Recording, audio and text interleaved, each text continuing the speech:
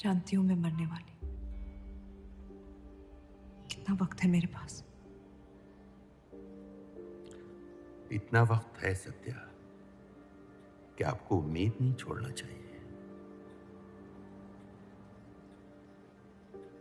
उम्मीद सिर्फ इंतजार करवाती है,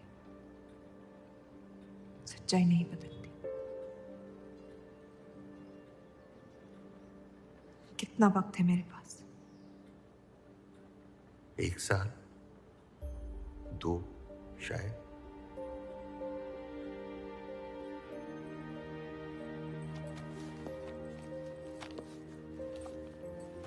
बेटा, अब इस हाल में तुम्हारे लिए सफर करना मुनासिब नहीं है। घर बैठी रहूंगी तो ठीक हो जाऊंगी।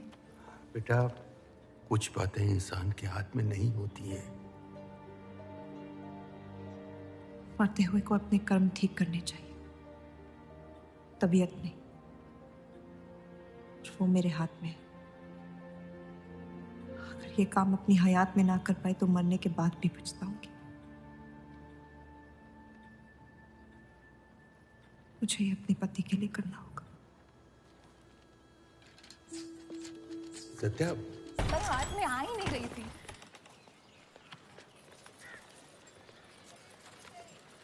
तुम अंदर जाओ। आप फिर आ गई। रूप, आपसे तो होगा नहीं पिताजी। मेहरबानी करके जाइए यहाँ से। मेहरबानी करके एक बार और मेरी बिनती सुन लो रूप। देखिए सत्या जी, जब आपके पिता ने हम पर वो सारे एहसान किए थे, हमें पता नहीं था कि एक दिन उनकी बेटी उनके एहसानों को ब्याज समेत वापस लेने आ पहुंचेगी। मैं ब्याज लेने नहीं आई हूँ रूप, बल्कि आपसे एक एहसान मांगने आई हूँ। माफी चाहती हूँ, मैं आप पे ये एहसान नहीं कर सकती। मेरी आज़ादी बिकाऊ नहीं है। आप गलत समझ रही हैं रूप। या शायद मैं ही सही समझ रही हूँ। मैं आपकी जिंदगी से बस 1 साल मांग रही हूँ रूप, क्योंकि मेरी जिंदगी में सिर्फ 1 साल बचा है।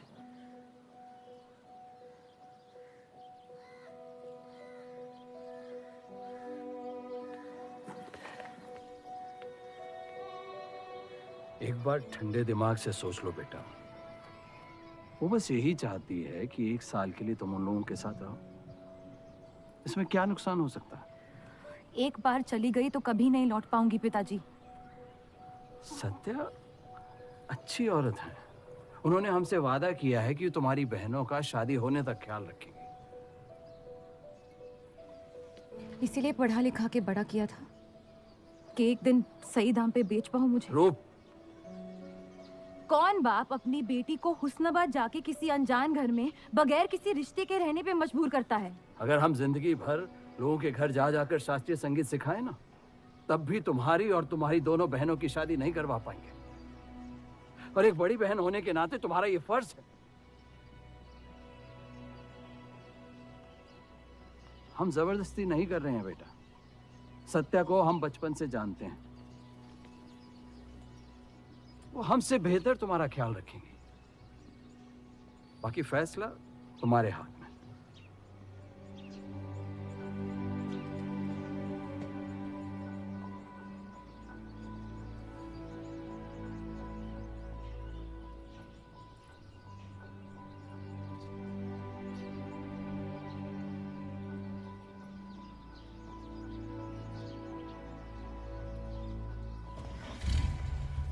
रुकिए।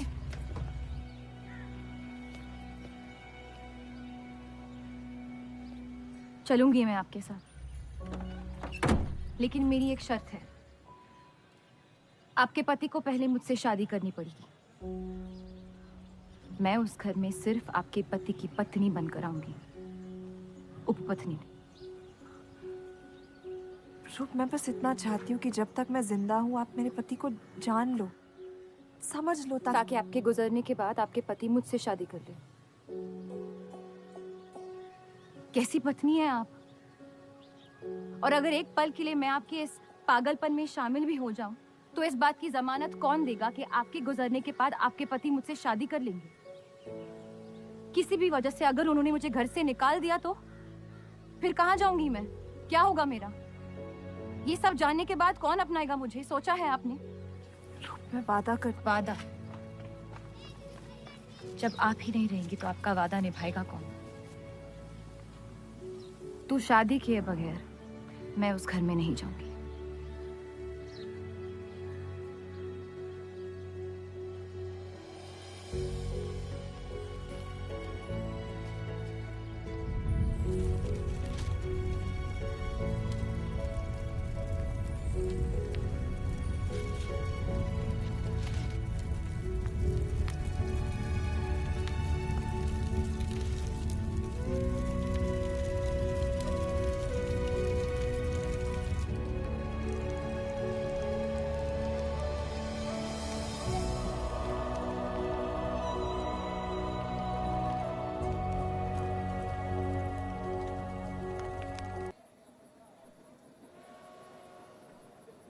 दो और लड़कियां बाहर बी के यहाँ गाना सीखने आई हैं।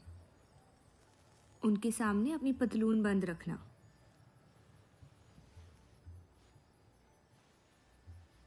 पता है, सारी हिंदू लड़कियां अमृतसर जाने की बात कर रही हैं। आप एक बार अब्दुल से बात कर ले, काफी नाराज हैं। उस देव चौधरी ने लंदन से आते ही बंटवारे के खिलाफ आर्टिकल लिख दिया है। आज दूसरी शादी की उसने, दूसरी बीवी घर लाया है और लोग मुसलमानों को बदनाम करते हैं। देव चौधरी? हाँ मेरी जान, देव चौधरी। उसकी बीवी मर रही है और उसकी आखिरी ख्वाहिश थी कि देव दूसरी शादी कर ले।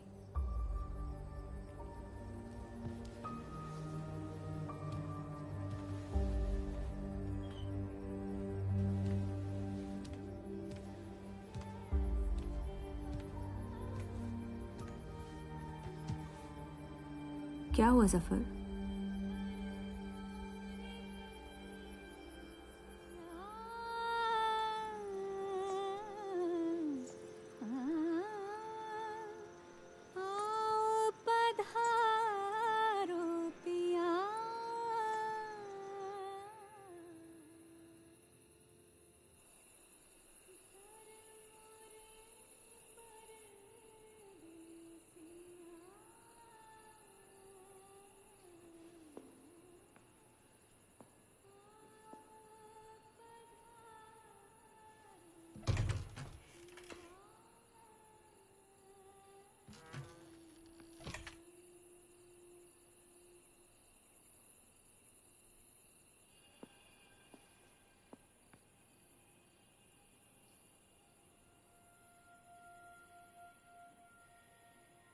मैं अपनी पत्नी से बहुत प्यार करता हूं। मैं नहीं जानता कि सत्या ने आपको ये शादी के लिए राजी कैसे किया, लेकिन मैंने ये शादी सिर्फ उसकी खुशी की खातिर की है। मुझे गलत मत समझिए, आपको इस घर में पूरी आबरू के साथ रखा जाएगा। इस रिश्ते में इज्जत होगी, प्यार नहीं होगा। आप मुझसे जितनी कम उम्मीद रखेगी, तकलीफ उतनी कम होगी। उम्मीद करता हूं कि आपका दिल मुझसे बड़ा हो और वक्त के साथ आप मुझे माफ करती रहे।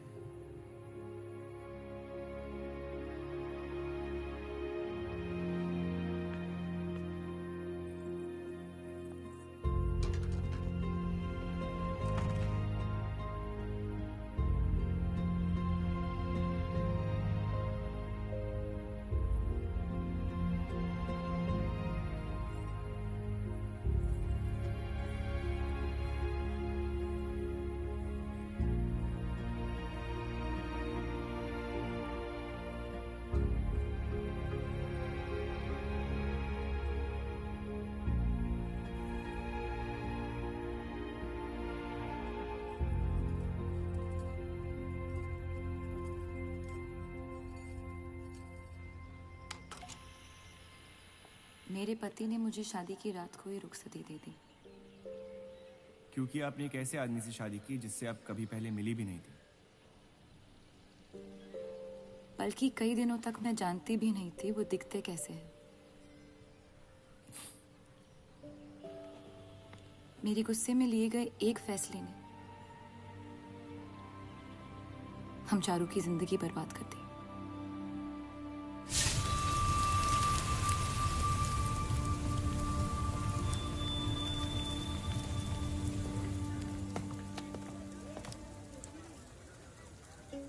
वैसे जफर मियाँ, अगर आपको अपनी तलवारों से इतना ही इश्क है तो लोहारों की लड़ाई में शामिल क्यों नहीं हो जाते?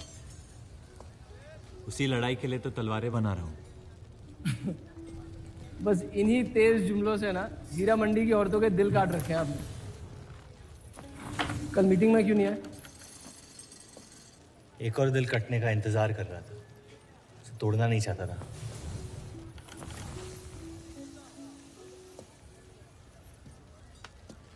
देखिए जफर मियाँ, अगर औजार बनाने की मशीनें आ गई ना तो हमारे कारखाने बंद हो जाएंगे। इस बार हमारी कौम पे नहीं, हमारे पेट पे हमला हुआ। एक तरफ अल्लाह अल्लाह करते हो और दूसरी तरफ डरते रहते हो। अगर हम मेहनत करें तो कभी बेरोजगार नहीं होंगे। और रही आपके आवाम हक पार्टी की मीटिंग और बंटवारे की बात, तो मैं हरामी। मुझे खुद के अब्बा ने उनका नाम तक नहीं दिया। जो आदमी अपने हक के लिए नहीं लड़ा, वो आवाम के हक के लिए क्या लड़ेगा? चलिए छोड़िए।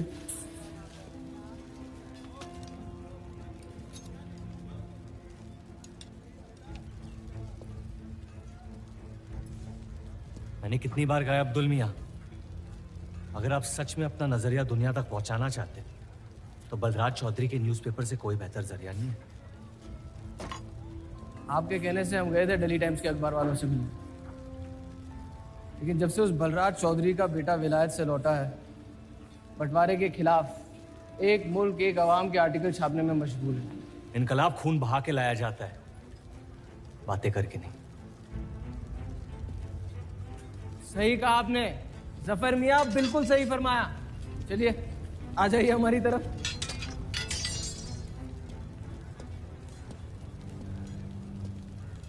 गलत ना समझे मुझे, भाई है अब मेरे, जान दे सकता हूं, लेकिन सिर्फ आपके लिए। बस मुझे इन चौधरियों के मसलों से दूर रखिए अब अब्दुल मियां।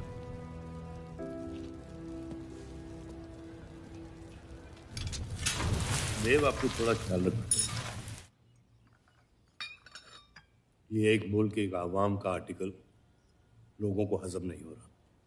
धर्म के नाम पे अंग्रेज हमारे देश का बंटवारा कर रहे हैं, जिससे फ्यूचर में किसी का फायदा नहीं होगा। लेकिन उनके बिना हम अपना देश भी तो नहीं संभाल पा रहे। उसके बारे में क्यों नहीं लिखते हैं आप? वक्त के साथ हम सब सीख लेंगे, अगर साथ में रहे तो। इस मकसद का मसीहा तुम्हें किसने बनाया? मैं बस एक आवाज हूं जिसमें लोगों तक पहुंचने की ताकत है। या बहकाने की ताकत? या उन्हें सही राह दिखा रहा हूं, जिस सही राह में यकीन आप भी करते हैं, बस सियासत से डरते हैं।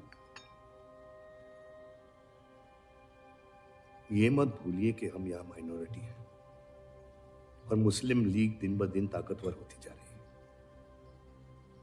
आप अपने दिमाग से सोचें, दिल से नहीं। अगर मैं ऐसा कर पाता तो फिर बात ही क्या थी। कभी कभी दिमाग का दिल से हार जाना जरूरी होता है।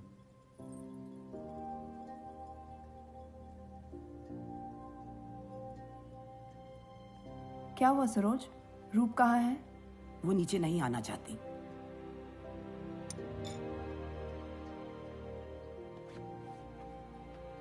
चलता हूं। कोई बात नहीं, उन्हें उनका नाश्ता कमरे में ही दे दे। जी।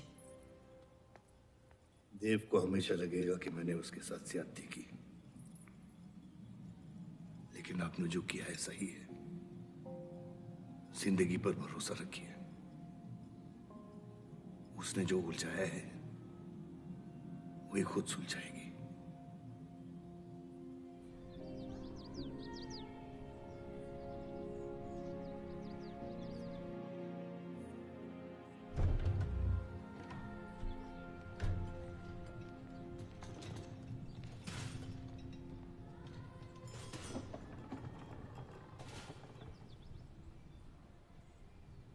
ये आवाज कहाँ से आ रही है?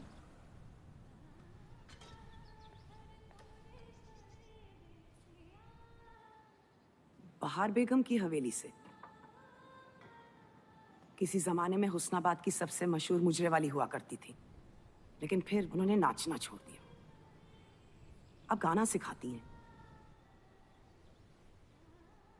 कहाँ है बहार बेगम की हवेली? हीरा मंडी में। इस शहर का सबसे बदनाम मोहल्ला। उस जगह का सिर्फ नाम लेने से ही लोगों के नाम खराब हो जाते हैं।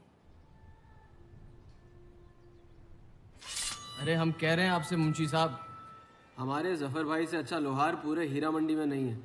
अभी पिछले साल ब्रिटिश आर्मी की तलवारें भी इन्होंने ही तो बनाई थी।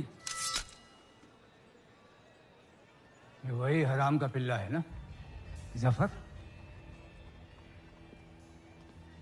वो कहाँ से आए हैं उससे क्या फर्क पड़ता है? आप उनका काम देखिए ना। मुझे फर्क पड़ता है अब्दुल साहब। एक तो ये नाजायज है और ऊपर से माफ कीजिएगा सलमान मुंशी जी, अगर मेरे पैसे लेकर भाग गया तो मैं तुम्हारा घर। लोगों के काम पे तवज्जो देना सीख, उनके बाप के नाम पे नहीं। लेकिन ये बड़ी बात तेरी कम अकल नहीं समझ पाएगी। छोड़ दे। छोड़ दे जफर, मैं कह रहा हूँ जफर छोड़ दे। छोड़ दे जफर।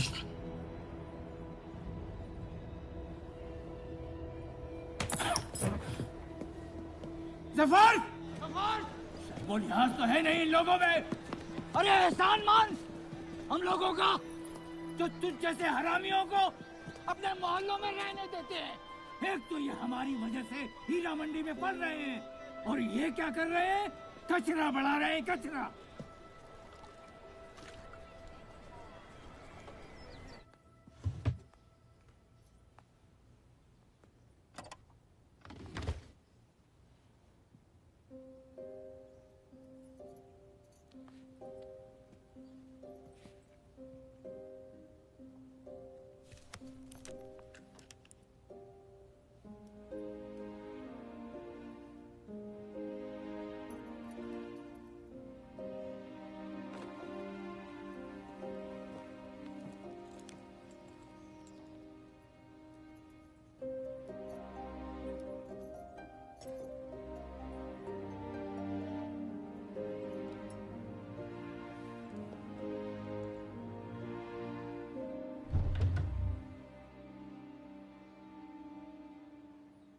रूप,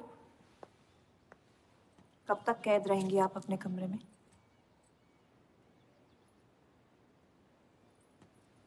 अब आप शादीशुदा है, आपकी भी कुछ जिम्मेदारियां हैं इस घर में। किसकी तरफ? आपके पति की तरफ, जो सिर्फ आपसे प्यार करते हैं। हम दोनों ने एक दूसरे को देखा तक नहीं है। मेरी एक ही जिम्मेदारी थी, अपनी बहनों की तरफ। वो मैंने ये शादी करके निभा लिया। देव के अखबार में काम करना शुरू कर दो, उनके साथ थोड़ा वक्त बिताओ, देखना सब कैसे बदलने लगेगा। मैंने घर पर बात करनी है। सबका कितना ख्याल रखती हैं आप। मैं आपकी दुश्मन नहीं हूँ रूप, बस अपने बाद आपकी जिंदगी को बेहतर बनाने की कोशिश कर रही हूँ। पता है, मेरे माँ बाप को लगता था कि लड़कियों को पढ़ाना लिखाना फजूल है, वरना अगर मैं पढ़ी लिखी होती तो इतने बड़े अखबार में काम करने का मौका कभी नहीं गंवाती। मैं फिर रियाज शुरू करना चाहती हूँ। बिल्कुल, करना भी चाहिए। अगर आप चाहो तो मैं अभी एक अच्छे गुरुजी का इंतजाम करवा सकती हूँ। नहीं, मैं हीरा मंडी जाके बाहर बेगम से सीखना चाहती हूँ।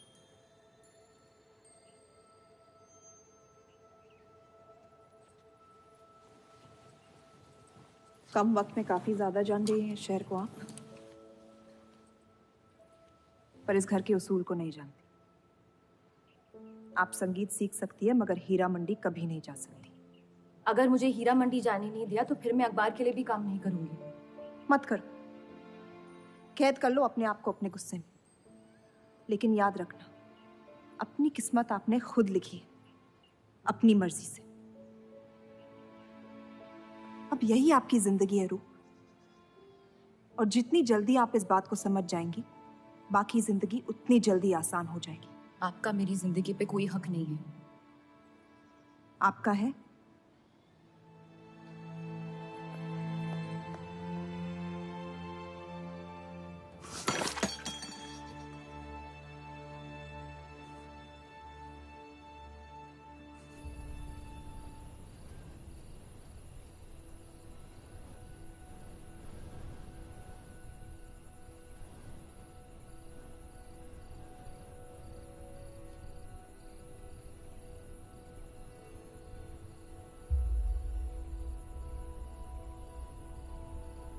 हरगिज नहीं। बाबा, मैं रूप को जानती हूँ। एक बार उसने अपना मन बना लिया, फिर वो किसी की नहीं सुनती। वो इस घर की बहू है और उसे भी सबकी तरह इस घर के उसूलों की इज्जत करनी पड़ेगी।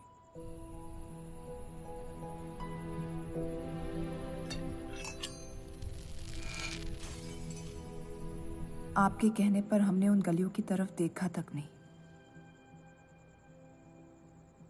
लेकिन हम रूप से ये उम्मीद नहीं रख सकते। इससे पहले वो कोई गलत कदम उठा ले, हमें उसे जाने की इजाजत दे देनी चाहिए। और यही एक मौका है देव और रूप को करीब लाने का।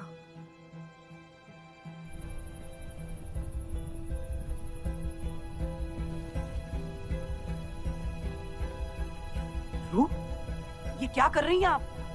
रूप। हाँ, भाभी जी आपको बुला रही हैं।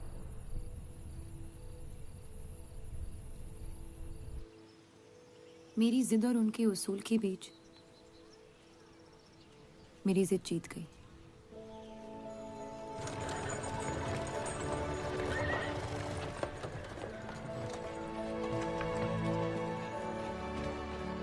देव चौधरी की ये एक मुल्क एक समाज वाली बातें सुनने में तो बहुत अच्छी लगती, लेकिन गौर फरमाई, एक तरफ ये बंटवारे के खिलाफ है और दूसरी तरफ ये स्टील के कारखाने लाने की कोशिश कर रहे हैं। मतलब दोनों ही तरफ से हम भूखे मर। हमें और एडवर्टाइजमेंट की जरूरत है। अगर यही हाल रहा तो हफ्ते में सिर्फ 3 दिन पेपर छाप पाएंगे। सर, पिछले हफ्ते जिस विस्की कंपनी के इश्तेहार डाले थे, वो इस हफ्ते भी इश्तेहार डालने को तैयार है। उसी शराब के इश्तिहार की वजह से पूरा हफ्ता मुस्लिम सेक्टर ने अखबार नहीं खरीदा। बहुत अच्छे पैसे दे रहे हैं विस्की वाले। अहमद की बात सही है, किसी और को ढूंढना पड़ेगा। कॉस्मेटिक्स और साड़ी।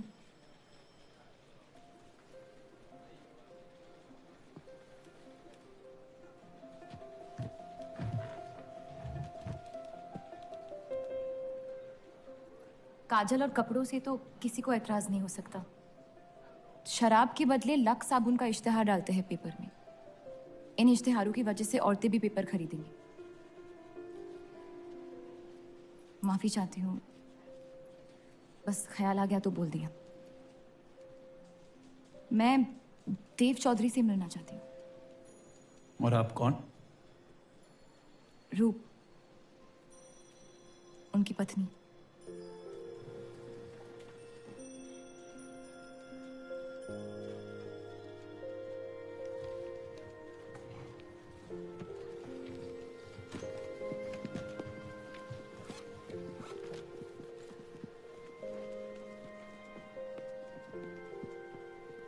आनंद जी। हाँ जी। इन्हें इनका डेस्क दिखा दीजिए। जी।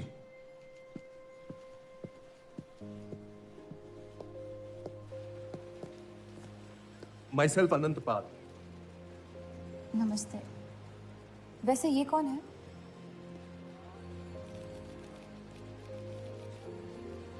आइए।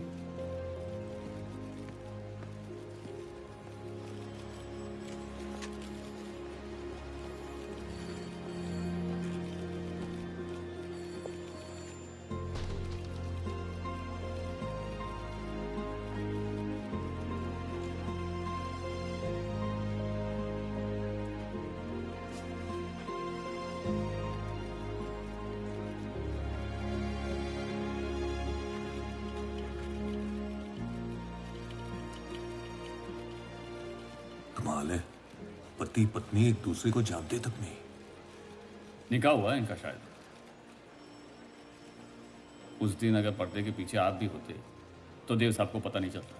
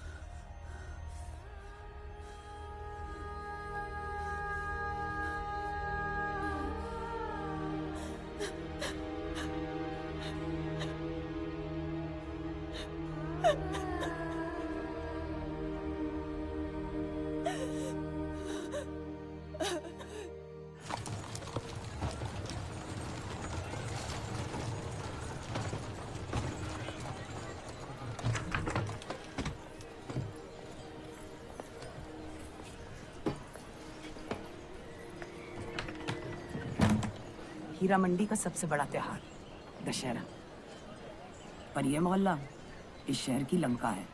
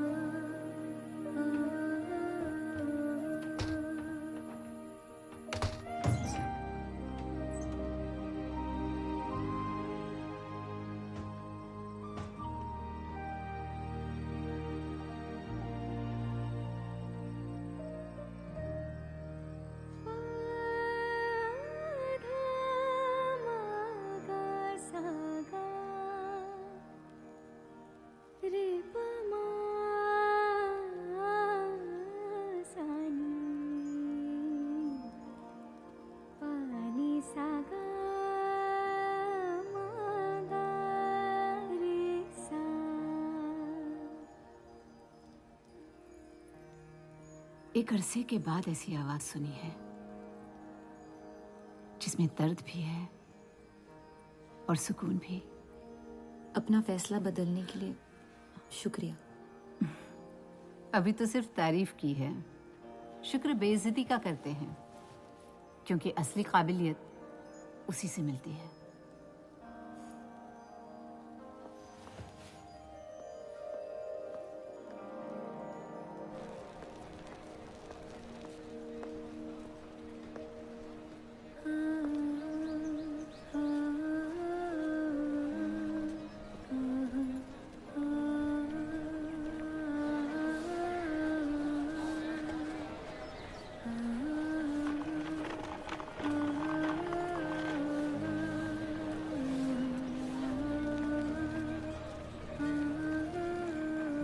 चले?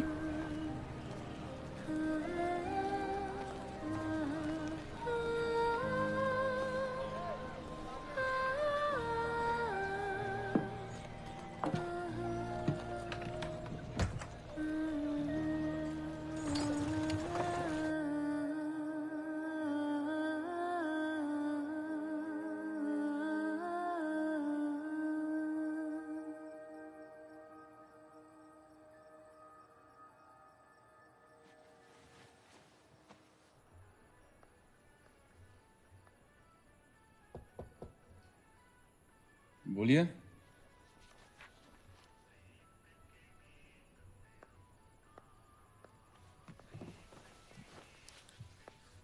आपसे ऑफिस में बात करनी थी, लेकिन मौका नहीं मिला।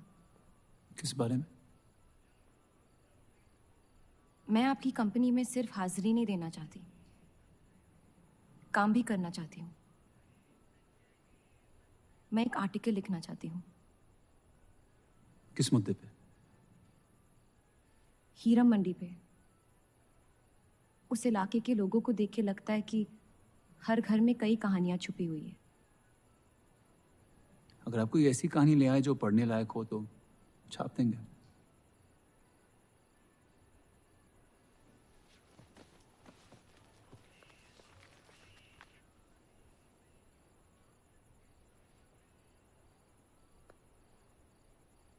मैं जानती हूं हम दोनों इस रिश्ते में गिरफ्तार हैं, और इसमें मेरा हाथ भी है। बस आपको बताना चाहती हूँ कि मेरे आपसे या इस रिश्ते से कोई अरमान नहीं है। ये शादी नहीं, समझौता है, और आप जब चाहे इससे रिहा हो सकते हैं। मैंने कभी इस शादी को तोड़ने का जिक्र नहीं किया है, लेकिन आपके ख्यालात जान के खुशी हुई। शुक्रिया।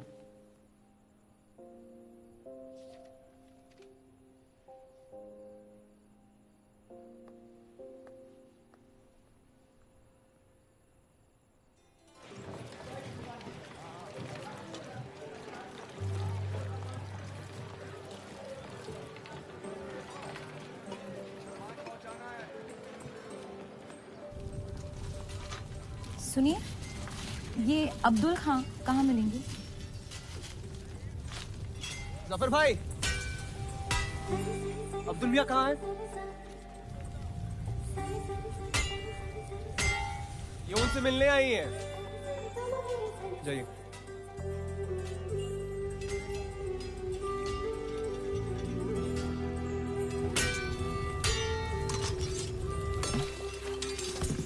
एक मुलाकात ने लौटने में मजबूर कर दिया। आइए, आज मन भर देता हूं आपका,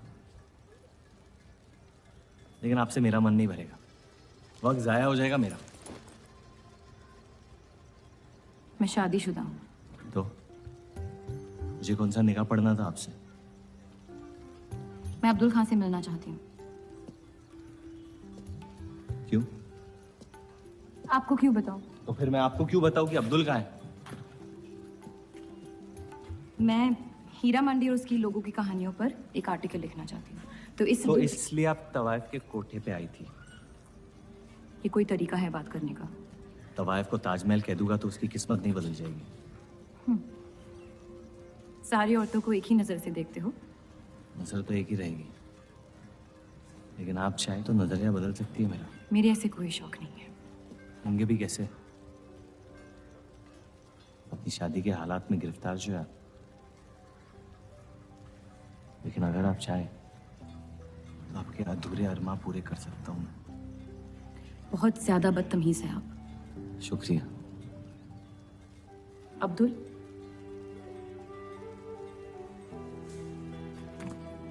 शुक्रिया।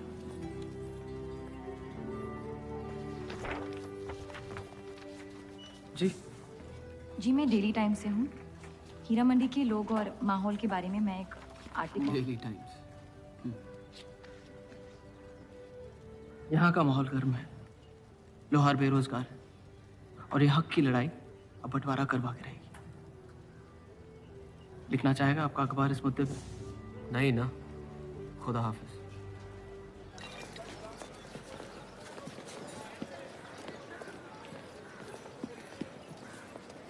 क्या चाहिए? उसका जवाब मत देना। बस पूछना चाहता हूँ, आपका काम हो गया? आपको अचानक क्या हो गया? नहीं, वो अब्दुल मियाँ बड़े तंग मिजाज के, पूरा दिन बंटवारे के लड़ाई में उलझे रहते हैं। हमें क्या लेना? जब तक हमारा इलाका हमारा है, सब ठीक है। चलो, शुक्र है कम से कम अपने इलाके की तो इज्जत करते हैं आप।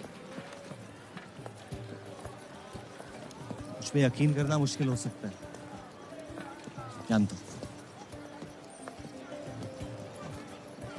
और क्यों है इस इलाके से इतना लगा? खूबसूरत लड़कियां रहती हैं यहाँ। खूबसूरत भी और आसान भी।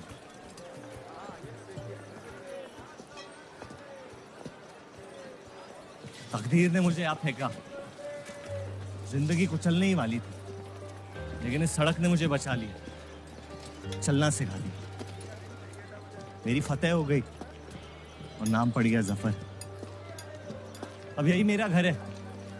ये गलियां नहीं होती तो मेरी कोई पहचान नहीं होती।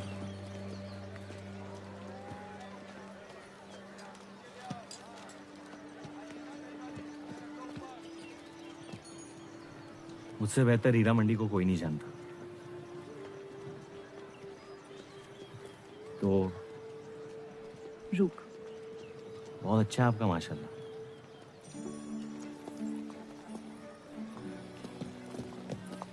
तो यहाँ कोई कहानी ढूंढने आई, अपनी छुपाने?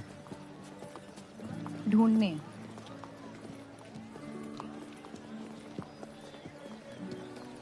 अपनी शादी में खुश हैं आप? आपने कहा था कि आप शादीशुदा हैं, खुशी का कोई जिक्र नहीं हुआ था। कोई तो हद होगी आपकी। हदें तो सरहदों की होती है, सोच की नहीं। और वैसे भी अगर सवाल उठा है मन में तो पूछ लेना चाहिए। कहानियां सोच सोच के वैसे ही आधी दुनिया पागल हो। तो सियासी मसलों से दूर इस इलाके में ऐसे कुछ कमाल की चीजें हैं, अगर आप देखना चाहे तो। देखना चाहती हूँ। हिम्मत है मेरी दुनिया में कदम रखने की?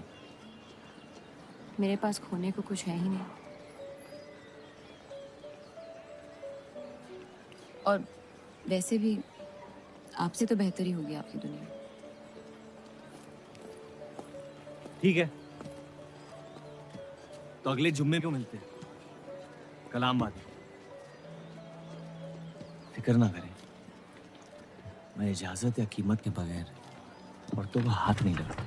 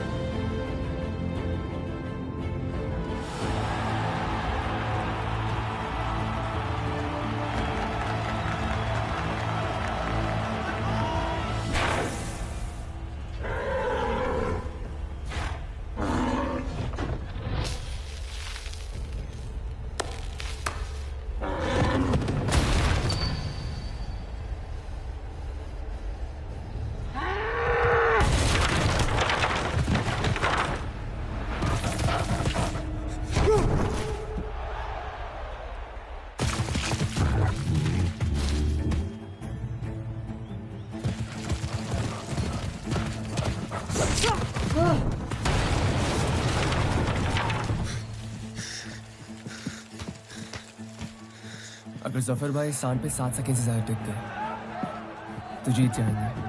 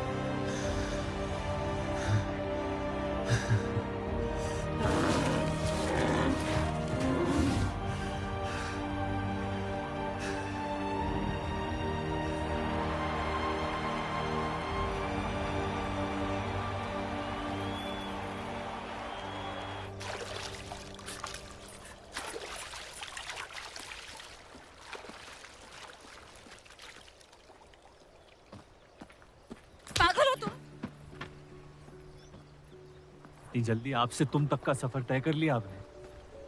क्यों बुलाया मुझे यहाँ? आप कहानी ढूंढ रही थी, मैंने आपको एक किस्सा दिखा दिया। डर गई? क्यों? तुम मर सकते थे। मौत हक है, और मुझ जैसे नाजायजों के पास ना कोई खास मकसद होता है, ना ही आपकी तरह कुछ खोने को होता है। इसलिए मौत से डर नहीं लगता। जिस दिन मोहब्बत हो जाएगी, मकसद भी मिल जाएगा और मौत से डर भी लगने लगेगा। अफसोस, आपकी ख्वाहिश शायद कभी पूरी नहीं हो पाएगी। मजा आता है मुझे इस खेल में। मैंने तुम जैसा नमूना कहीं नहीं देखा। है ही नहीं मुझ जैसा मैं कहीं।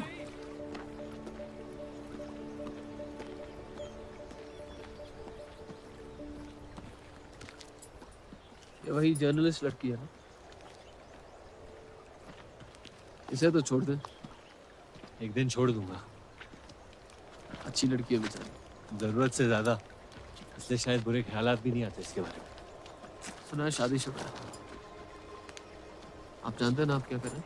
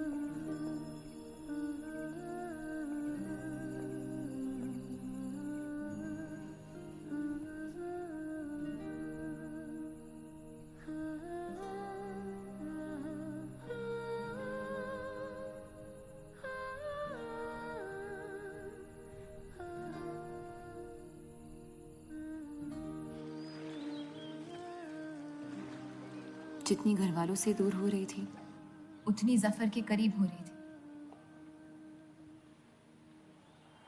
दुनिया के लिए जफर बस एक पहेली था, लेकिन उसको सुलझाने में मैं उलझ रही थी। वो तूफान की तरह मेरी जिंदगी में आया और मैं उम्मीद की तरह उसके साथ बह गई। क्या हुआ?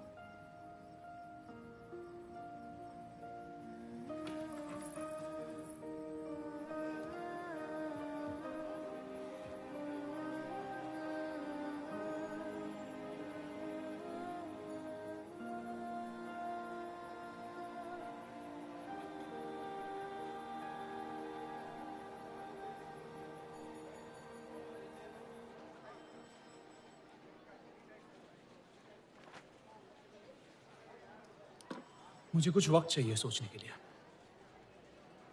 सोचना क्या है? अगर स्टील इंडस्ट्री आ गई तो सब लोहार बेरोजगार हो जाएंगे। क्या ये खबर छापने लायक नहीं? लेकिन इंडस्ट्रीज आने से देश का बहुत फायदा हो सकता है और आप सब उन फैक्ट्रियों में काम कर सकते हैं। हम गुलामी नहीं करते। सवाल देश की तरक्की का है, किसी की गुलामी का नहीं। पहले अंग्रेजों की गुलामी की, अब हिंदुओं की। यही करता रह जाएगा मुसलमान यहाँ। बात को पलटने की कोशिश मत करिए। अगर हम हर जाति बहस में धर्म को घसीट लेंगे तो ये देश हमेशा चलता रहेगा। मुस्लिम लीग इलेक्शन जीत चुका है। अब आप मुल्क की नहीं, बस अपनी फिक्र कीजिए। सबकी फिक्र करने की आदत है मुझे, और यही फर्क है आप में और मुझ में। मैं लोगों के हालात का इस्तेमाल करके उन्हें बहकाता नहीं। सही कहा आपने। बात मजहब की ही है। एक बार हमने अपना मुल्क बना लिया ना, तो फिर हमारी चीखें तो जाया जाएंगी नहीं। लेकिन तब आपकी चीखें कौन सुनेगा देव साहब?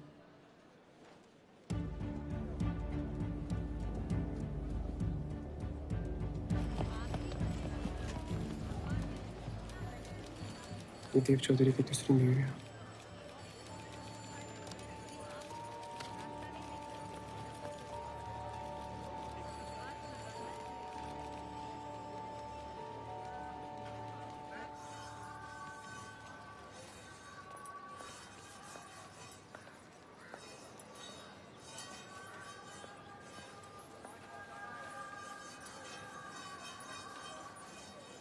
मुंशी जी तुम्हें कॉन्ट्रैक्ट देना चाहते हैं।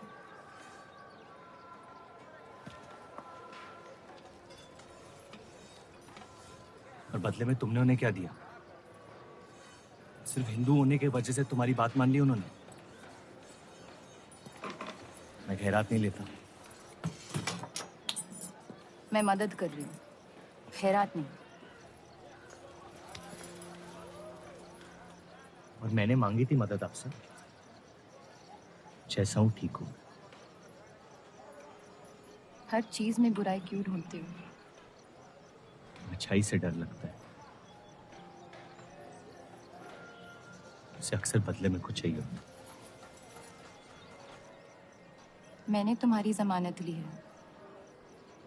मुंशी जी को समझाया कि हीरा मंडी तुम्हारा घर है और बदले में मुझे कुछ नहीं चाहिए।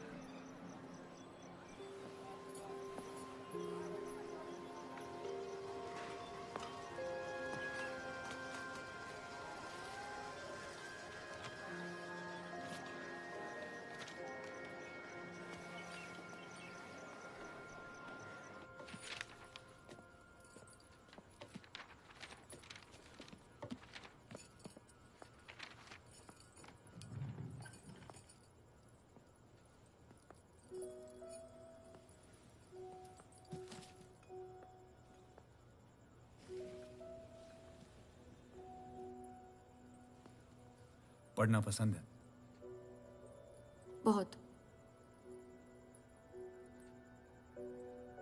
आपको? बहुत। वो कैबिनेट मिशन का आर्टिकल बन गया? नहीं, कुछ बात नहीं बन रही है। शायद वो हमारा आखिरी आर्टिकल हो जिससे आप एक मुल्क एक आवाम की सोच को आगे बढ़ा सके।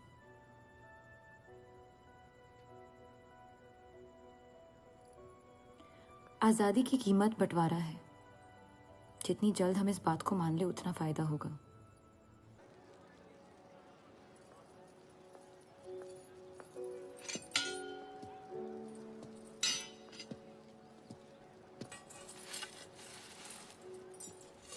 मुझे देख के रास्ता क्यों बदल देते हो?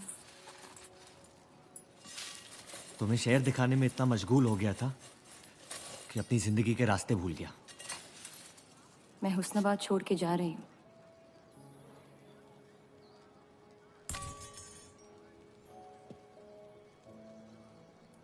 अजीब है ये जिंदगी भी। पहले मुझे यहाँ आना नहीं था और अब यहाँ से जाना नहीं है। मुझे यकीन है कि तुम्हारे शौहर जहाँ तुम्हें लेके जाएंगे तुम वहाँ खुशी ढूंढ लोगी। मैं उनसे प्यार नहीं करती, ना ही वो मुझसे करते हैं।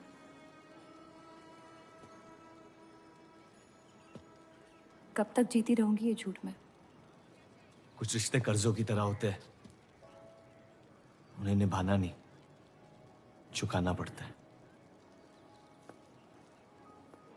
तुम जो भी करने की कोशिश कर रहे हो उससे किसी का फायदा नहीं हो रहा। कभी कभी नुकसान रोक लेना फायदे से बेहतर होता है। जज्बात को रिवाजों की गुलामी नहीं करनी चाहिए।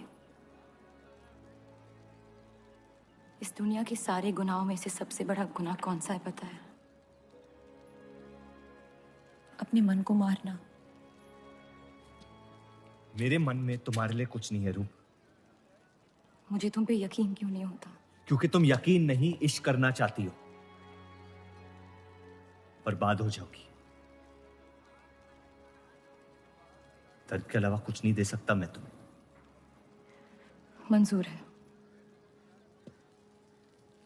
तुम जानती नहीं मुझे, मेरी जिंदगी को, या उस वजह को जिस वजह से मैं तुम्हारे करीब होना चाहता था। और वो वजह मोहब्बत नहीं है।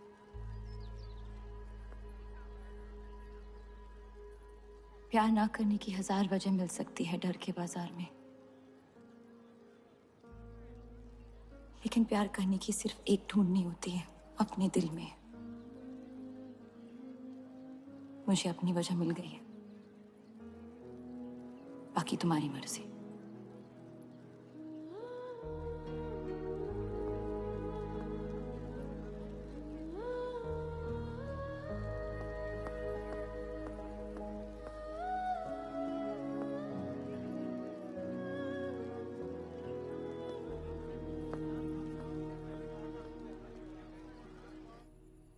आप लोगों को जल्दी हुस्नाबाद छोड़ने की तैयारी करनी चाहिए। मैं आपके बगैर कहीं नहीं जाऊंगा।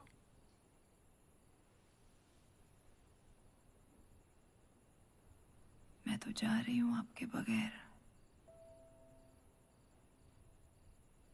डॉक्टर ने कहा अब भी आप ठीक हो सकती हैं। अपने आशिक की आंखों में देखते हुए मरना बहुत कम लोगों को नसीब होता है।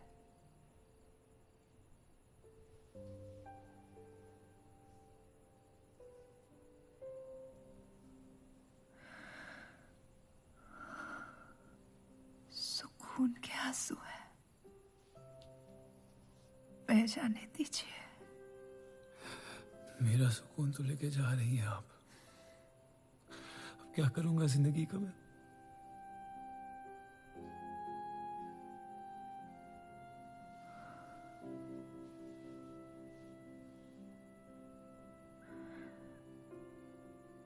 पिछले कुछ दिनों से रूप से एक अजीब सी जलन हो रही है,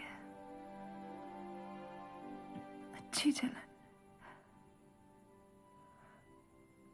उससे मेरे हिस्से की खुशियां मिलने वाली है।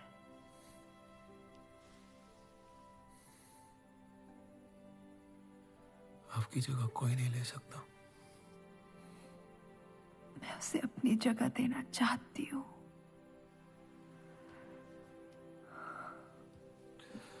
वादा करो, हमारे सारे ख्वाब आप उसके साथ पूरे करोगे, बेटियों को पढ़ाओगे, बेटों के दोस्त बनोगे, पापा को माफ कर दोगे।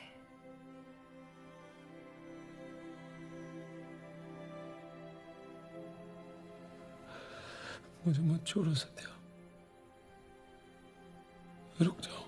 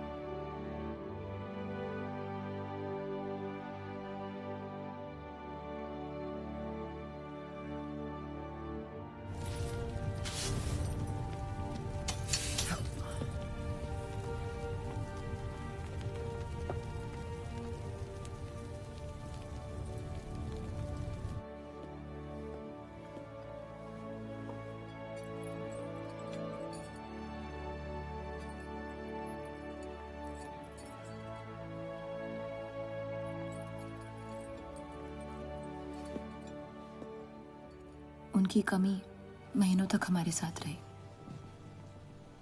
तो उनके गुजरते ही आप लोगों ने हुस्नाबाद छोड़ दिया? काश छोड़ दिया होता। सर, अब्दुल की पार्टी अब बहुत ताकतवर हो गई है। इस आर्टिकल के बारे में एक बार फिर सोच लेते हैं।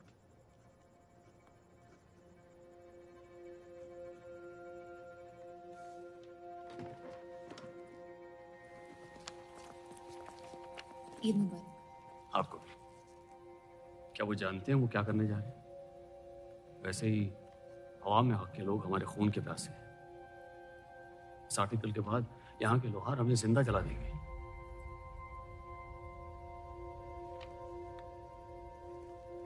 खुदा हाफिज।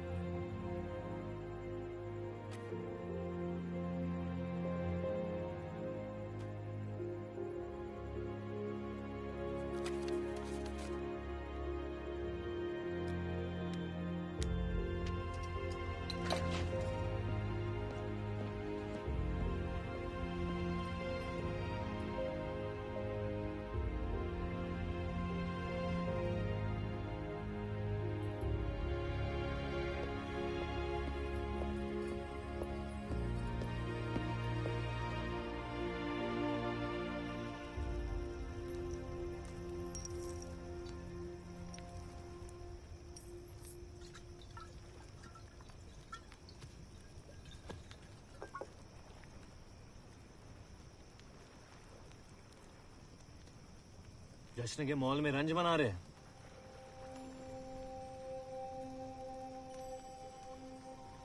किसने कहा मैं रंज बना रहा हूं?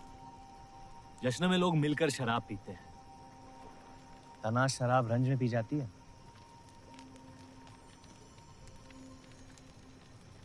बस अपनी जिंदगी से कुछ लम्हे चुरा के अपने आप के साथ वक्त बिताना चाहता हूँ। लोगों की तरस से भरी आंखों से थक गया हूँ। मैं भी।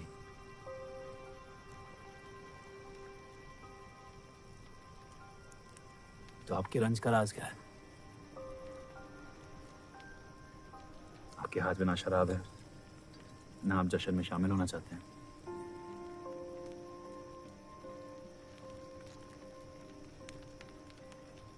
अनजानों को राज बताना बहुत आसान होता है। मन भी हल्का हो जाता है और इज्जत भी बनी रहती है। मुझे इश्क हो गया है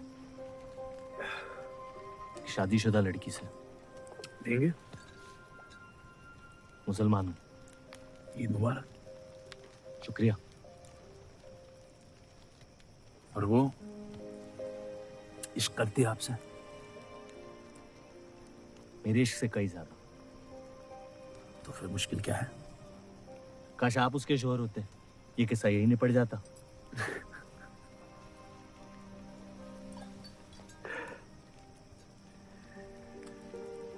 एक बार बात तो करके देखें। दुनिया भी बड़ी अजीब है। कोई किसी से बात नहीं करता, बस सीधे जंग पे निकल जाते हैं।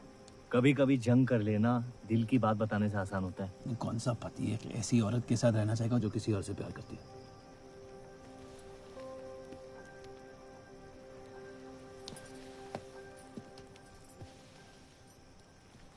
लेकिन इसमें एक और राज है। वाह वाह, मैं कहानी सुनने आया था, आपने कटहरा खड़ा कर दिया। मसला ये है कि मैंने उसे सिर्फ आधे सच बताया। तो पूरे बता दो। इतना आसान नहीं है। अक्सर इतना ही आसान होता है।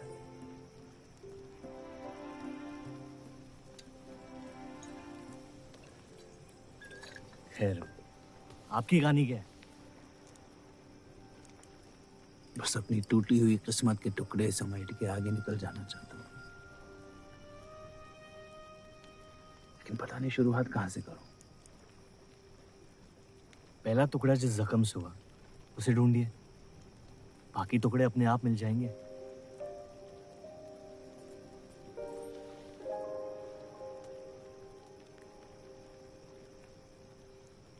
तो कितनी औरतों के साथ सोया?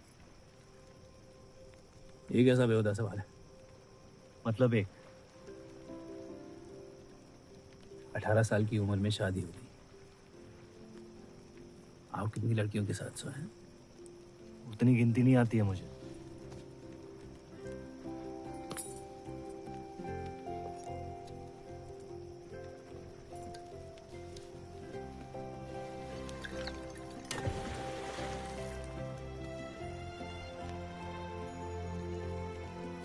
कभी जिंदगी में चीखे आप? आइए, आज गला फाड़ के जिंदगी को बोल देते हैं, उसके धोखों से हारेंगे नहीं हम।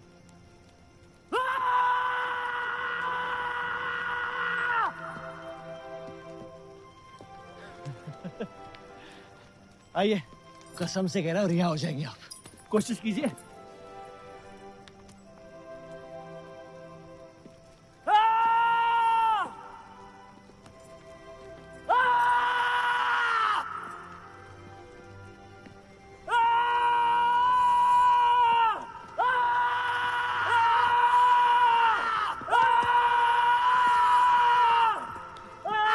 बस बस बस।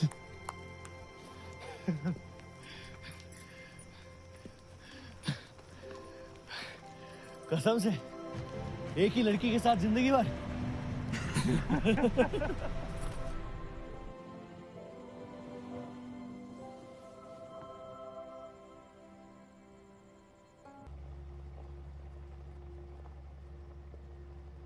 अगर मेरे बर्ताव से आपको कोई तकलीफ पहुंची हो तो माफी चाहता हूं।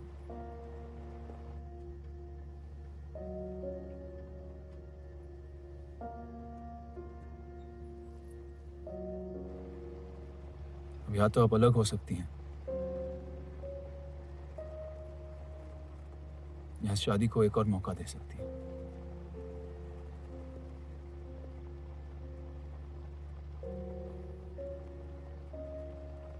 आप जो फैसला लेंगी मुझे मंजूर है।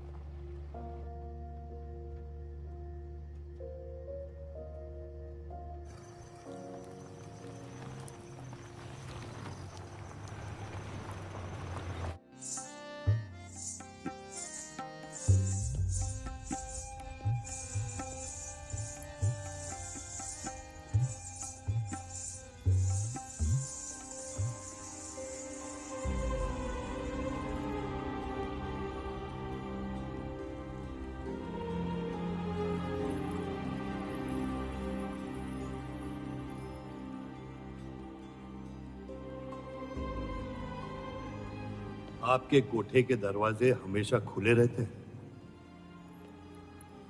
हमें कुछ भी छुपाने की जरूरत नहीं है। हम ये शहर छोड़ के जा रहे हैं।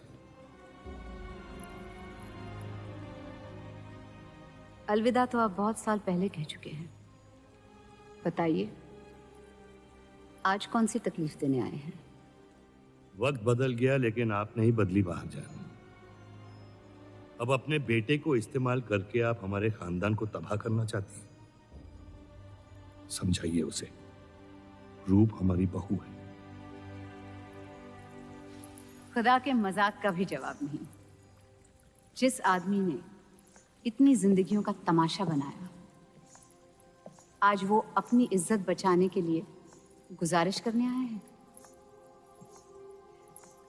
वक्त ने आपको भी नहीं बदला बलराज साहब।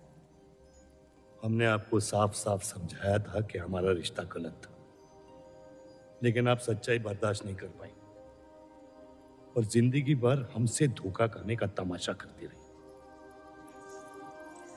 तो क्या यही कहकर तसल्ली देते रहे आप अपने आप को? रिश्ता गलत था तो क्यों बार बार लौट के आते थे हमारे दरवाजे पे? मोहब्बत आपको भी हुई थी बलराज साहब, लेकिन समाज के डर से एक दिन अचानक कूड़े की तरफ फेंक दिया हमें। घिन आती है आपकी खुदगर्जी पर। मेहरबानी करके यहां से निकल जाइए।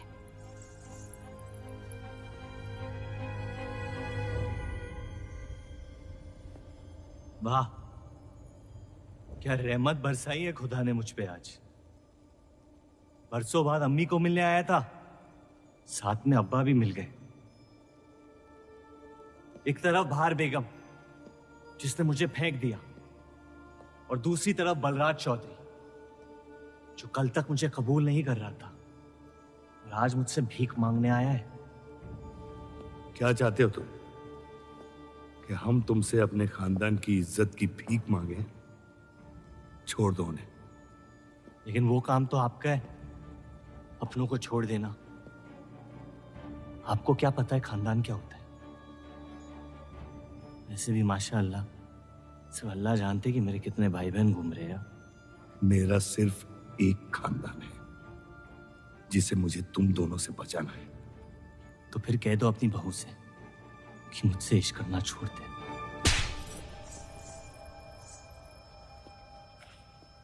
मैंने कहा था ना गिरा दो इसे। इसकी पैदाइश ने हमारे रिश्ते का कत्ल कर दिया। क्या आपकी असलियत को जाहिर कर दिया? यह हमारी औलाद नहीं है, हमारी एक गलती का नतीजा है जिसे हम जिंदगी भर रिहा नहीं कर पाएंगे। जफर, छोड़ दो इन्हें। जफर,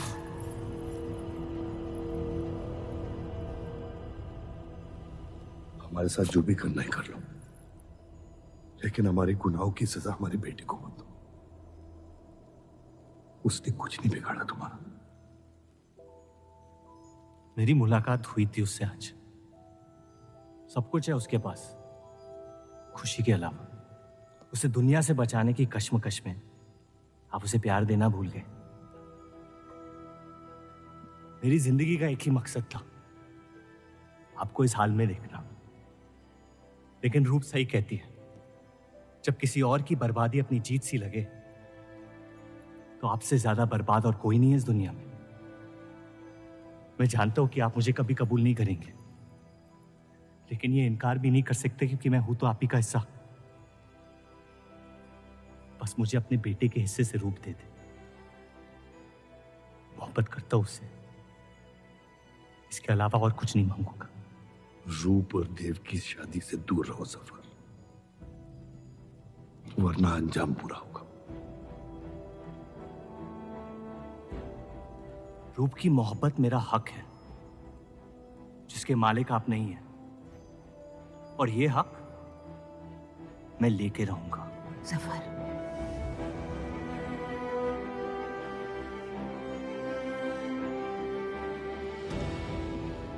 हम जानते हैं कि आप हमारी किसी भी बात पर राजी नहीं, लेकिन इस बार आप जानती हैं कि हम सही हैं।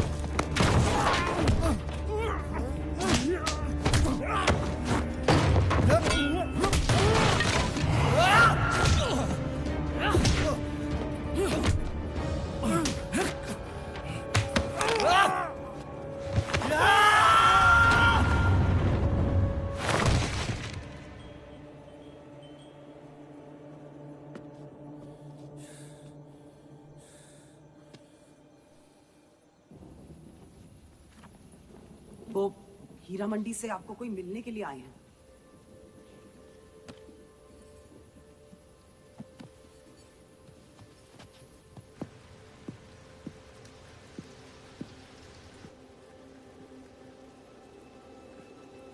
क्या हुआ मियाँ?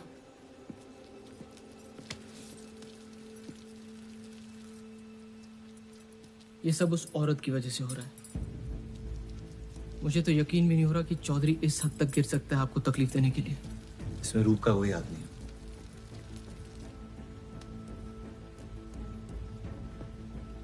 इश्क का अंधापन अक्ल के दरवाजे बंद कर देता है। आपको दिखाई नहीं दे रहा चौधरी आपके साथ क्या खेल खेल रहा है, लेकिन मैं अंधा नहीं हूं। आप चाहें तो उसे माफ कर दीजिए, लेकिन अब आपका बदला उस औरत से मैं लूंगा।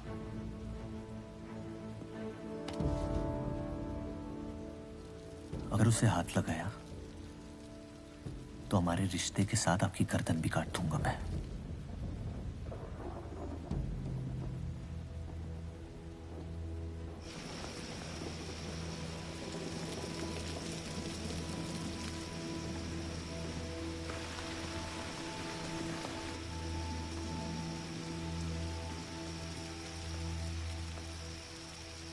मोहब्बत अक्सर गलती करवाती है।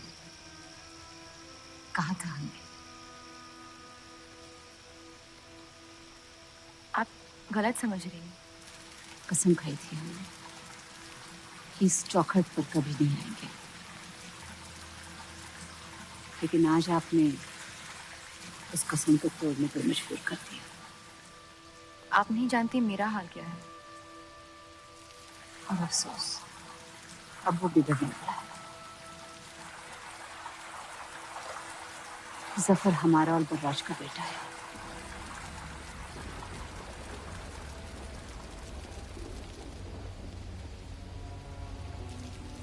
उसने आपका इस्तेमाल किया है इस घर को बर्बाद करने के लिए। वो मोहब्बत करता है मुझसे, देखा है मैंने उसकी आंखों में।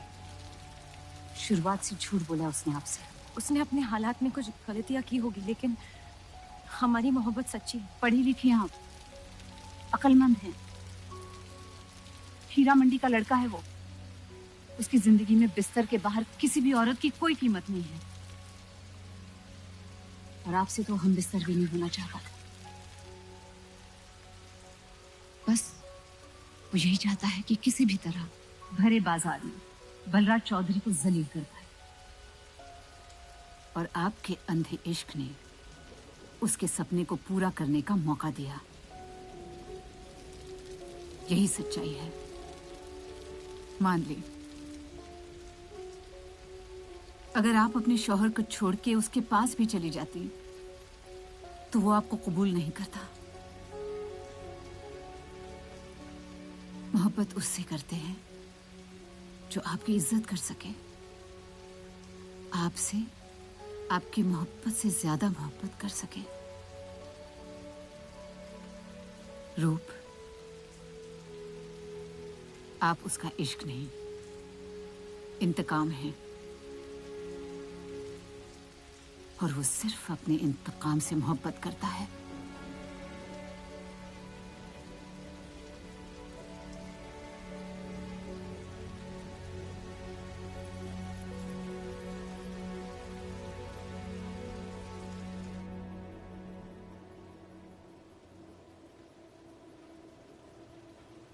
खानदानी लड़ाई जीतने के लिए आपने इतने साल हमें सियासी जंगों में फंसा दिया। सही कहते हैं सब, हरामियों का कोई ईमान नहीं होता।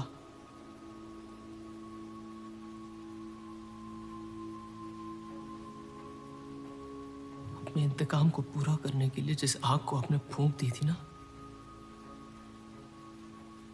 अब उसी आग से ये शहर जला दूंगा। अब आप अपने अमाल का अंजाम रोक नहीं पाएंगे।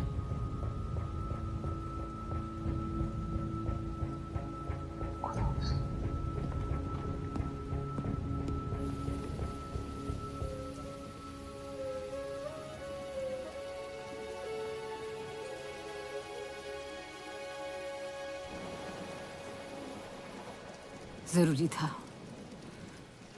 जफर हमसे नफरत शुरू से करते हैं। थोड़ी और कर लेंगे, लेकिन इस तरह की जान तो बच जाएगी। क्या फायदा जान बचाने का जब आपने जीने का मकसद ही छीन लिया। नाजायज मोहब्बत का अंजाम अक्सर तबाही होता है।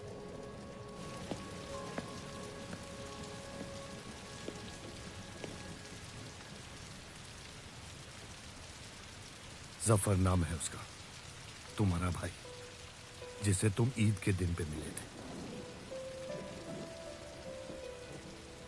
मुझ में हिम्मत नहीं थी अपनी गलतियों को कबूल करने की।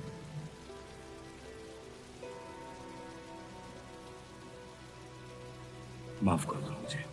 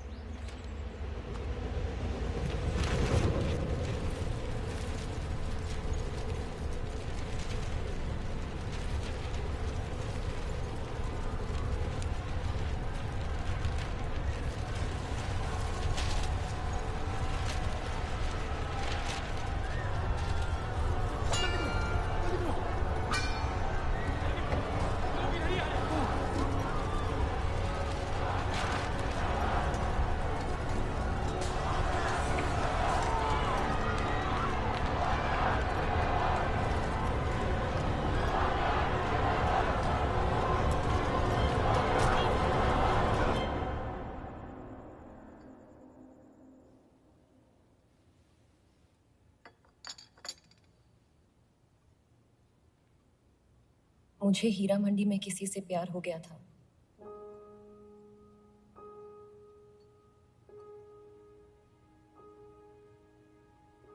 आपने शुरुआत से मुझसे सच कहा है। अब जब हम इस शादी को ठीक तरह से कायम कर रहे हैं, मैं आपको अपना सच बता देना चाहती हूँ। इस रिश्ते में इज्जत होगी, प्यार नहीं होगा। उम्मीद करती हूँ आपका दिल मुझसे बड़ा हो और वक्त के साथ आप मुझे माफ करते रहे।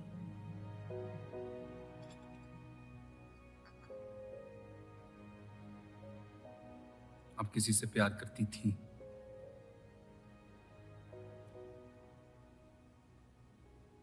फिर क्या बदल गया? मैं उनकी इज्जत नहीं करती। और प्यार खत्म हो गया?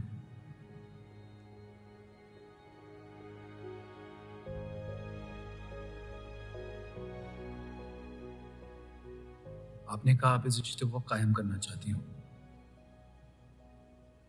अब क्यों?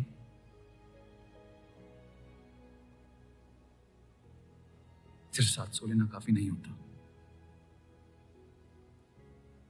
और कई पहलू निभाने होते हैं शादी कायम करने में।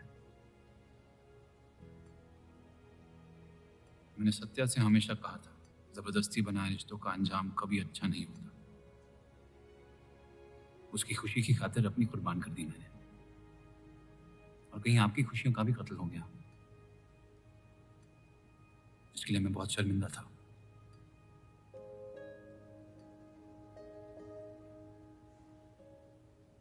वक्त के साथ वो शर्मिंदगी शायद चाहत में बदलने लगी।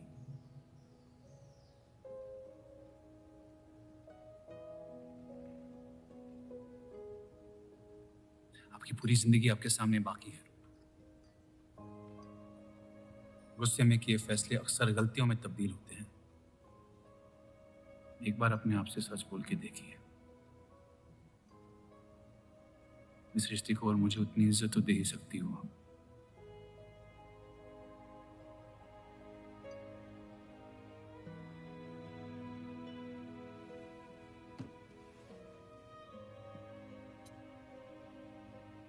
पति पत्नी का रिश्ता रिवाजों से नहीं,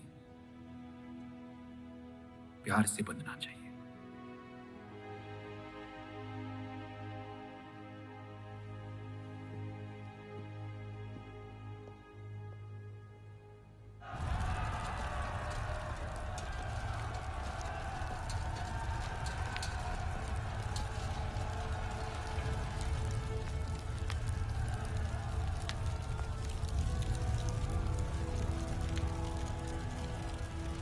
देव चौधरी ने हमारे खिलाफ फैसला ले लिया है। मैंने भी एक फैसला लिया, इन चौधरियों को खत्म करने का। सोच लीजिए, अब जो हमारे साथ नहीं, वो हमारा दुश्मन है।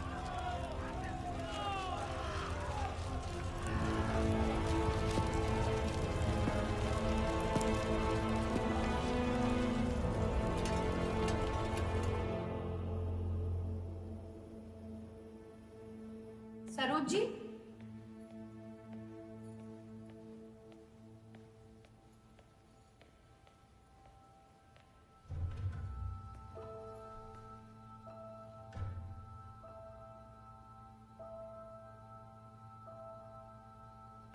सरोज जी,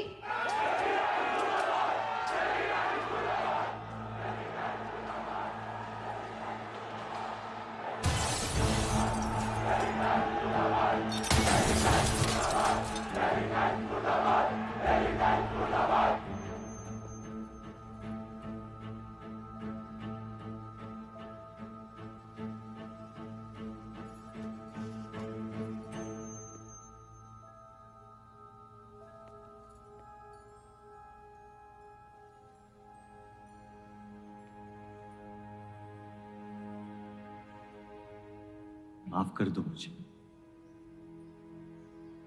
बस यही कहने आए हो? क्या फर्क पड़ता है? वैसे भी तुमने अपना फैसला ले लिया है ना? पूरी शिद्दत से तुमसे प्यार किया और बदले में तुम ईमानदारी तक नहीं कर पाए।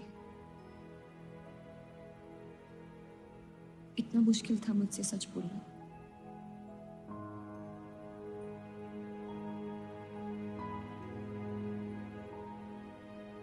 पूरी जिंदगी दिल में एक चीज भर के रखी थी,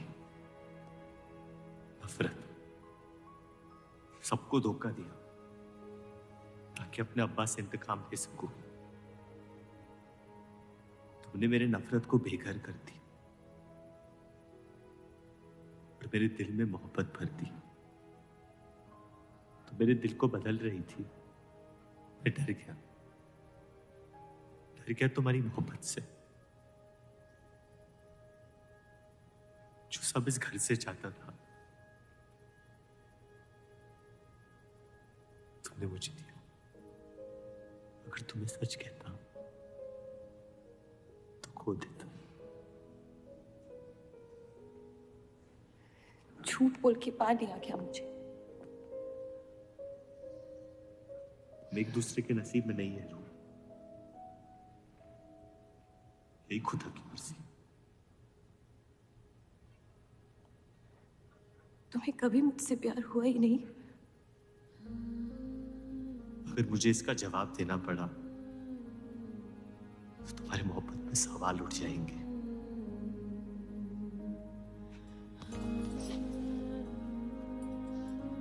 तुम कभी सीधा जवाब क्यों नहीं देते जफर?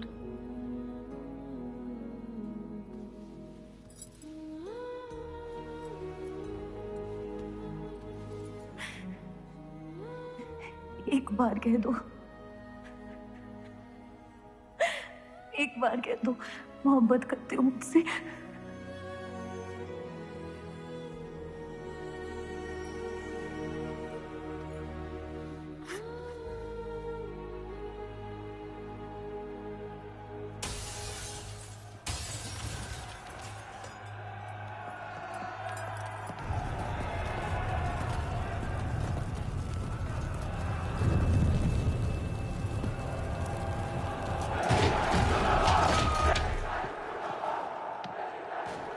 पीछे के दरवाजे से। चलिए आनंद जी।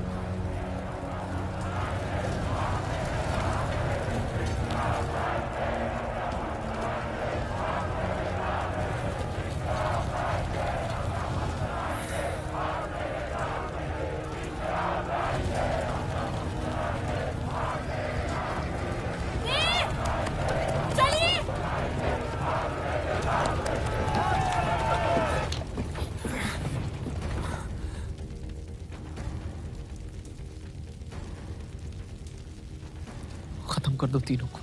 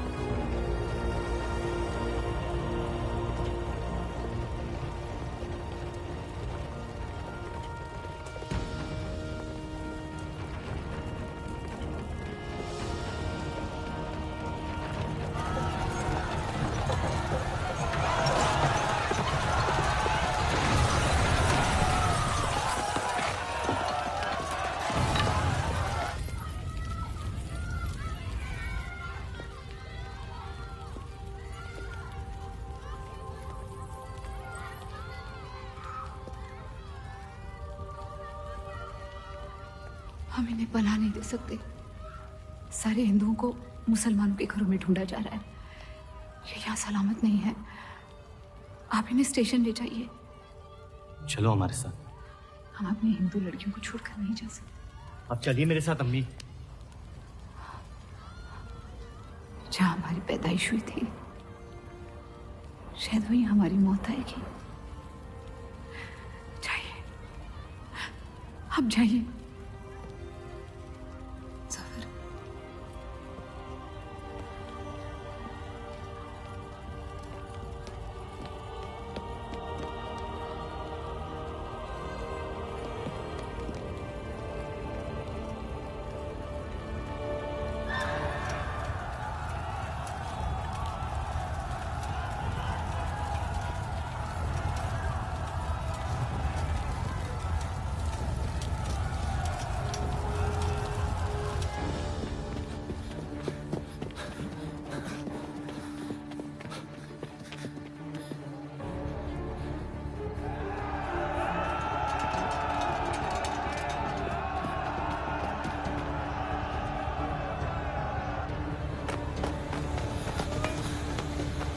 आ दीजिए, चलिए इस तरफ।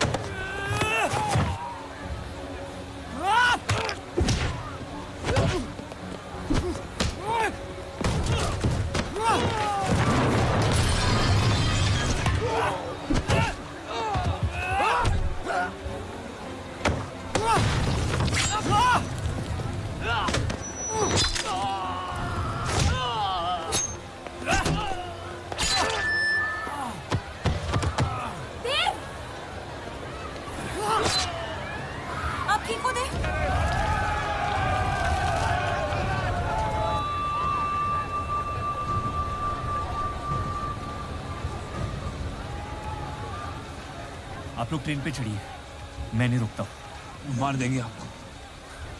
ये मेरे लोग हैं, मुझे कुछ नहीं करेंगे।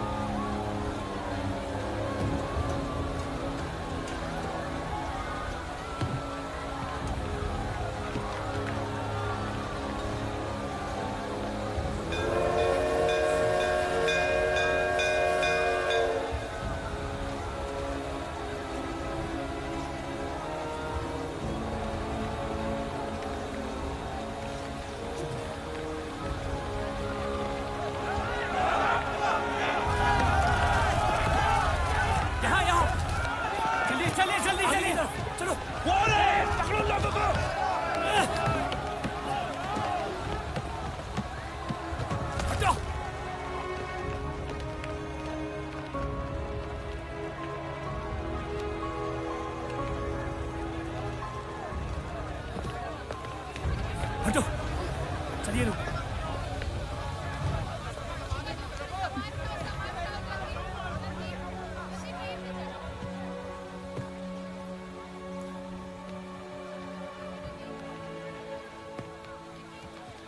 चलो हटो, हटो, हटो।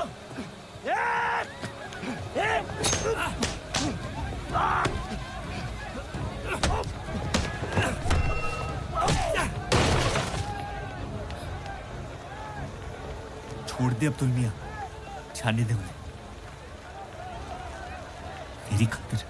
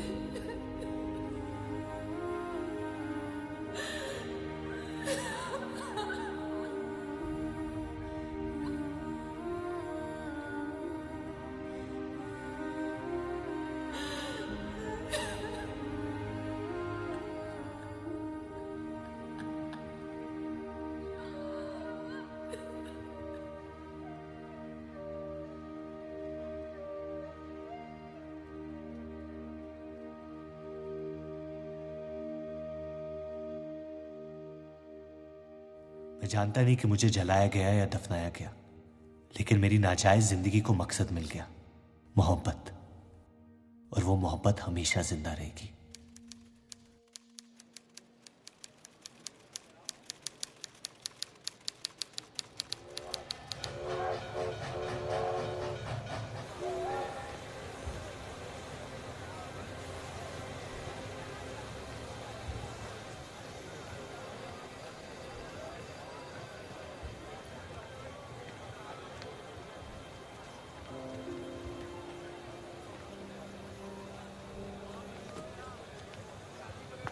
लकीरें खींच लेने से दुनिया छोटी या बड़ी नहीं हो जाती, बस हजारों जिंदगियां बिखर जाती हैं। अक्सर उन बिखरी हुई जिंदगियों में दिल टूटने का गम दो लोगों को जोड़ देता है।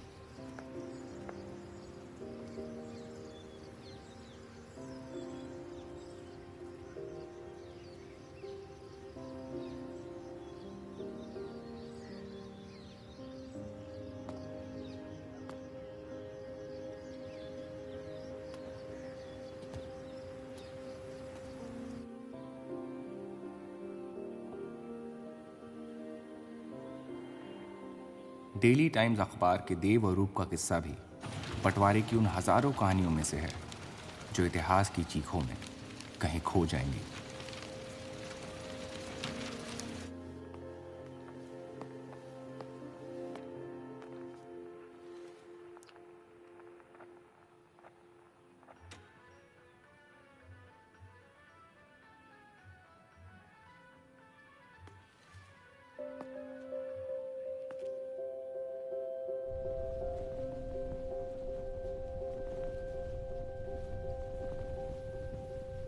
मोहब्बत और नफरत दोनों के रंग लाल हैं,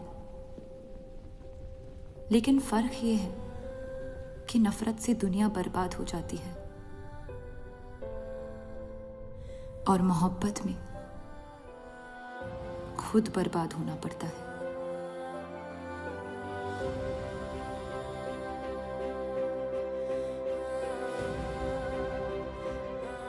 फिर भी कलंक अक्सर मोहब्बत पे लगते हैं।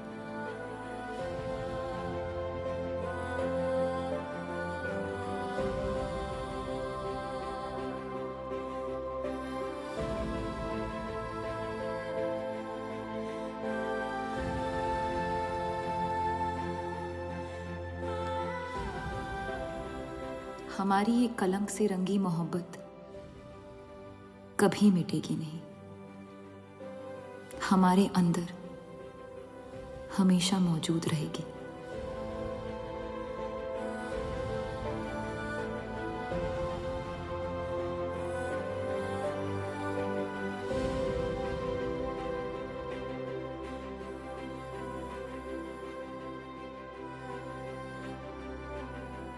अब फैसला आपके नजरिए का है। आपने इस कहानी में क्या देखा? कलंक या मोहब्बत?